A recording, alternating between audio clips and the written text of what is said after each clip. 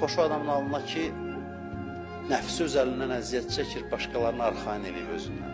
Başqaları bunun yanında o qədər arxaindir ki, mənə bundan ziyan gəlməz. Bu bir parça nurdur insanlar arasında. Belə adamlar özü qəliz olmur. Hərdən biz elə bilirik ki, ariflərlə yaşamaq çətindir, o tələbkar olar. Ariflərlə yaşamaq çox rahatdır. Arif tələbkardır özünə qarşı, cəmaata qarşı. Mən oxumuşam, gecə namazında dururlar, neçəsində həyatında var. Pəncəsinin üstündə yol gedir ki, evdə dəstəmaz almağa gedir ki, heç kəs oyanmasın.